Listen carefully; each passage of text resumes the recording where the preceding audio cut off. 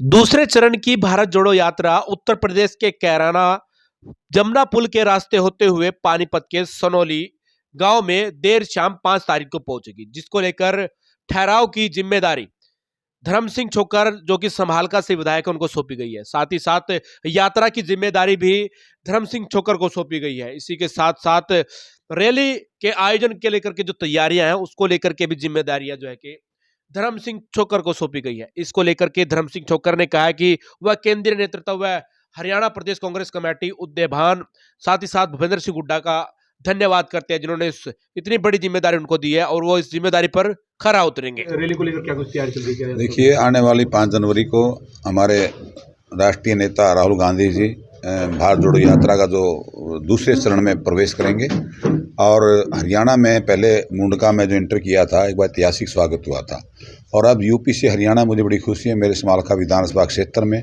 राहुल गांधी जी की एंट्री हो रही है और एंट्री ही धमाकेदार एंट्री होगी। आप एक इतिहास रचा जाएगा और उसका उनका स्वागत सनौली खुर्द में हम करीब बैंड बाजों से, ढोल नगाड़ों से, आतिशबाजियों से और पूरे नौजवान बुजुर्ग महिलाएं भी उनका स्वागत करने आएंगी और हमें बड़ी खुशी की बात है। और राहुल गांधी जी देश के भावी प्रधानमंत्री हैं। मुझे खुशी है, मेरे कॉन्स्टिट्यूंसी में सनौली खुर्द में राष्ट्रीय ठहराव का उन्होंने मुझे मौका दिया, मैं उनका आभार प्रकट करता हूं और प्रदेश की लीडरशिप का भी आभार प्रकट करता हूं।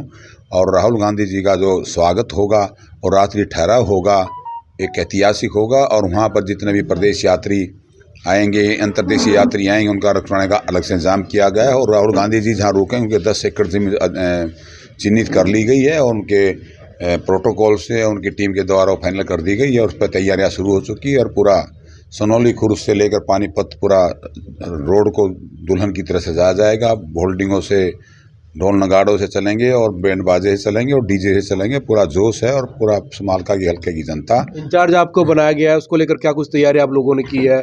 पानीपत शहर के अंदर जैसे यात्रा निकलेगी तो उसको लेकर के क्या कुछ रूपरेखा तैयार की गई?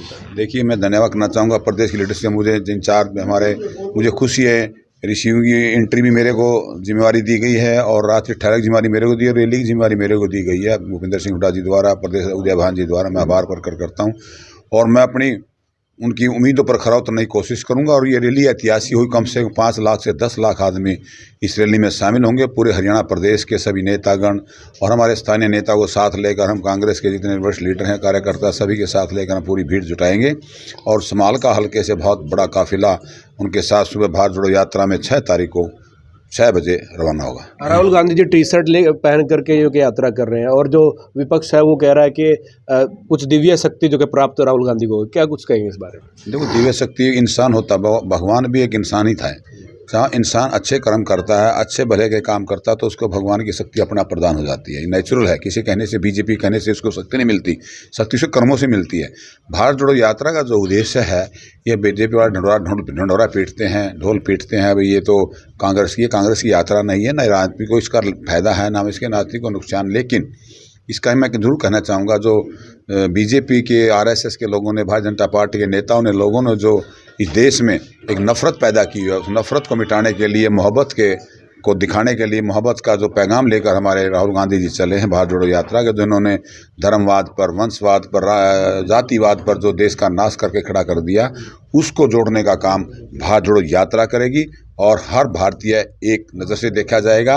इनकी तरह नहीं है लोगों पर जातिवाद में, धर्मवाद में करके भटकाना, लड़ाई झगड़े कराना, बड़े दंगे कराना, ये बीजेपी की फितरत में है। इसको मिटाने के लिए राहुल गांधी भारत जोड़ो यात्रा के लिए निकल पड़े। इस यात्रा से बदलाव होगा कुछ हरियाणा के अंदर इस बार?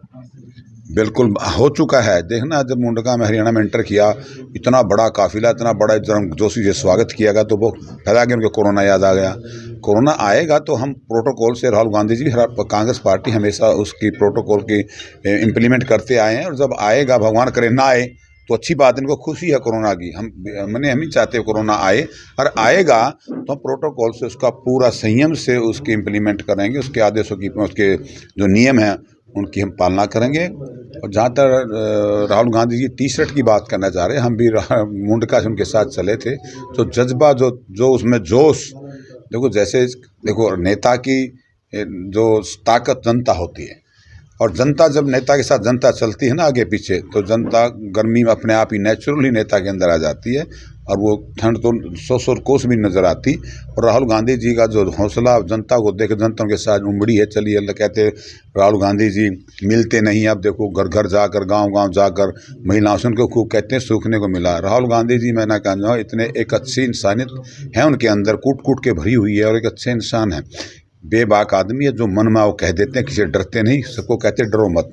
जैसे बीजेपी वाले लोगों को डराते हैं ना, तो वो कहता है डरो मत, अपना कर्म करते जाओ, उसका फल भगवान देगा। साल का आज अंतिम दिन है और कल से जो नया साल शुरू है, उसको लेकर लोगों से क्या कुछ अपील है आपने? मैं अपनी तरफ से पूरे हल्का वासियों के, पूरे पानीपत के सभी वासियों को, सभी भाई बहनों को, मित्रों को, यार दोस्तों को, सभी को मैं अपनी तरफ से पूरे प्रदेशवासियों को नए साल की हार्दिक शुभकामनाएं देता हूँ।